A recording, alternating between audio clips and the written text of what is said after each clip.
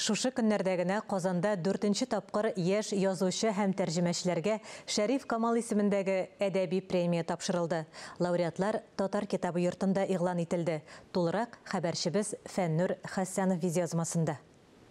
Татар әдәбияты классигы Шәриф Камал әдәби премиясы 2020 елда Татарстан мәдәният министрлыгы һәм Милли музей тарафыннан гамәлгә куелды. Премияның максаты 14 яшьтән 30 яшькә кадәр яшь язучылар һәм тәрҗемәчеләр иҗатын стимуллаштыру. Быел премия 4-нче тапкыр тапшырылды. Хикәя һәм повесть язучылар арасында бәйгедә ел сайын катнашучылар да, кешеләрен беренче тапкыр сынаучылар да бар. Да бәйрәм, чөнки бу бит безнең әдәбиятыбызның киләчәгенә бәйләнгән чара. Әгәр менә шушы конкурста яшьләр катнашалар икән, әгәр алар үзләренең матур әсәрләре белән шатландыралар икән, димәк, иртәгә киләчәк язучыларыбыз да бар дигән сүз. Ел сайын иң беренче конкурстан алып, бер егет кызыксындыру премиясе алып килде. Bu yıl birinci orunnu aldı. Yani bu konkurs inde ayrım bir talantlарны тәрбияләү мәктәбенә әйләнде дигән сүз шулай бит. Һәм иң кызыгы, менә яшьләр конкурсында новаторлык, яңалык, хәтта өлкәннәр конкурсларына караганда да көчле.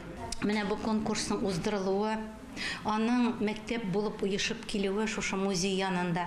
Ул әдәбиятның киләчәгенә, яшьләрне җәлеп итә торган бер чара булуы күңелне шатландыра. Тәрҗемә юнәлеше премияның иң үзенчәлекле өлеше. Быел яшь тәрҗемәчеләргә Шәриф Камалның 2 яхшы хикәясен инглиз, алман яки төрек теленә тәрҗемә итәргә тәкъдим ителгән иде. Быелгы ярышта Шәриф Камалның 2 яхшы хикәясе тәрҗемә ителде. Һәм бу тәрҗемәләр арасында инглиз теленә, төрек теленә һәм рус теленә тәрҗемә ителгән вариантлар бар иде. Без аларның барысын да җентекләп карап чыктык. Шуннан да кызыклы эшләр эшләнгән. Шәриф Камалның поэтикасын аңлап, эчтәлеген аңлап, моң әһәнен аңлап, башка телгә тәрҗемә итү бит әле ул зур сәләт таләп итә торган эш. Шуңа күрә без горурланып, сокланып укыдык бу эшләрне. Һәм инде шуны әйтәсем килә, Шәриф Камалның теленең үзенчәлеген, эчтәлеген, менә шулай итеп башка телгә тапшыру өчен әзерлекле балалар булу безнең өчен дә зур бер горурлык хис уятты. Премияны тапшыру тантанасында проза һәм тәрҗемә юнәлешендә лауреатлар игълан ителде.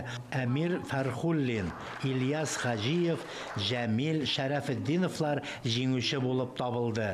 Алар акчалата бүләккә лаек булды һәм шулай ук алар Шәриф Камал фатирында тарихи каләм белән истәлек язуы калдырдылар. Моның өчен Шәриф Камалның үз каләме файдаланылды. Заманында аны язучыга татар әдәбияты классигы шагыйрь Дәртман бүләк иткән. Фәннур Хәсәнов, Дамир Мөхәммәтханов, Татарстан яңалыклары.